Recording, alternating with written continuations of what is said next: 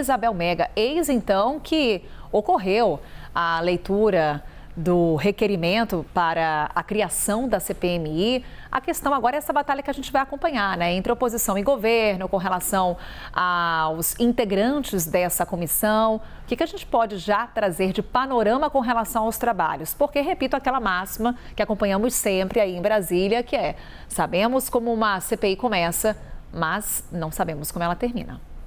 Carol, até agora eu estava conversando com lideranças do PL, pedindo um pouco desse clima, porque considerando que o início dos trabalhos de fato deve ficar só para agosto, você dá uma esfriada nesse debate, ainda mais se o governo nesse meio tempo conseguir viabilizar os primeiros ressarcimentos das pessoas que foram vítimas dessas fraudes.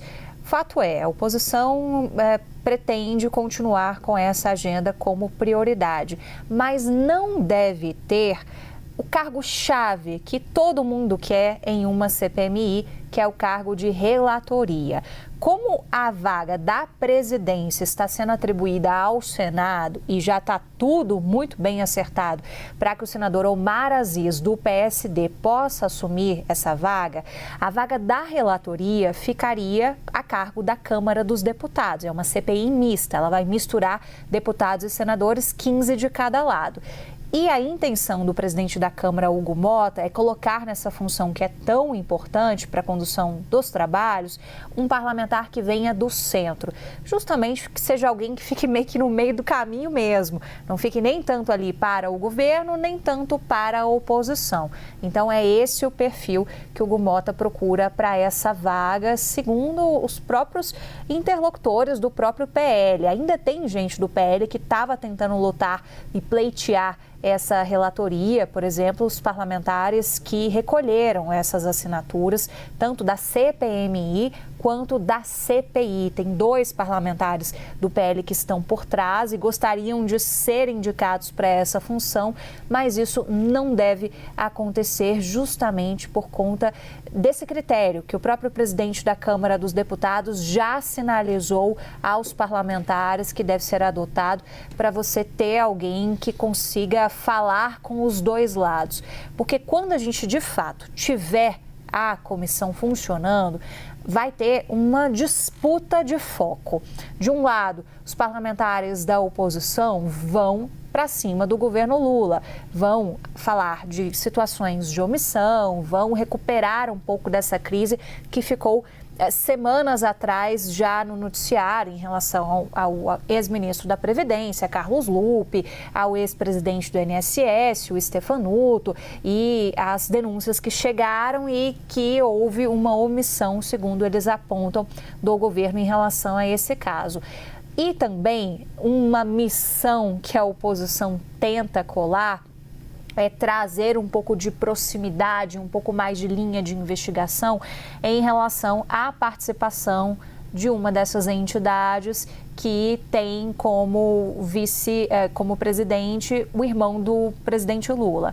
Esse é um ponto focal da oposição. Do outro lado, os governistas, uma vez que viram que a CPMI era inevitável, também querem tomar as rédeas para si e querem fazer com que a CPI olhe para trás, olhe para os casos que estariam acontecendo durante a gestão de Bolsonaro, para trazer a tese de que o que aconteceu não é algo isolado do governo Lula, que já existia um esquema criminoso por trás e que foi continuando com essa atuação ao longo dos últimos governos. É essa a tese que o governo também quer usar essa CPMI como palco.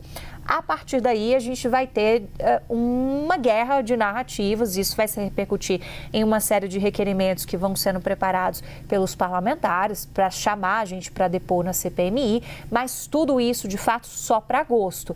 O grande desafio da oposição, principalmente, é fazer com que esse debate não esfrie depois de um recesso parlamentar, em que as coisas ficam mais em panos quentes e eles vão voltando com as atividades aos poucos. É essa a tentativa. O que eles afirmam é, uma vez que foi lido o requerimento em plenário, ali a gente já tem uma situação de que não dá para voltar para trás, não dá para não ter a instalação dessa CPMI. Resta saber quando que essa CPMI vai ser instalada. E outro ponto que a gente sabe é quanto tempo ela deve durar. São 180 dias que são colocados de funcionamento desse grupo para produzir um relatório final paralelamente às investigações da Polícia Federal. E isso pode ser um desafio para esse colegiado, porque ao mesmo tempo que eles vão estar abraçando isso, é muito possível que a Polícia Federal também ainda não tenha concluído o inquérito. Então, as investigações da Polícia Federal, elas estão acontecendo. E você tem, se de fato elas acontecerem em simultâneo, você tem uma disputa entre o que a CPMI pode abraçar enquanto poder de polícia, que é dado também a essa CPMI, mas como é que isso vai competir com os próprios trabalhos da Polícia Federal. Em outros casos, já citaram, por exemplo, a CPI da Petrobras, que era presidida, olha só, por Hugo Mota, hoje presidente da Câmara dos Deputados. Isso deu ali um certo enrosco, porque você tinha uma certa disputa em relação a uma série de diligências que poderiam ser tomadas pelo colegiado e, do outro lado, também pela própria polícia. Então, esse é um ponto esperado também. O relator vai ser uma figura importantíssima para guiar esse debate, assim como o presidente do colegiado. Ontem a gente ainda comentava um pouco, só recapitulando para quem, por acaso, está chegando nesse assunto agora, o simbolismo de termos Omar Aziz como o provável novo presidente da mais nova CPMI do Congresso Nacional, porque ele foi o presidente da CPI da pandemia e com uma condução que foi muito elogiada pelo Congresso Nacional. Então, é uma tentativa de repetir essa condução, mas é uma figura mais alinhada ao governo.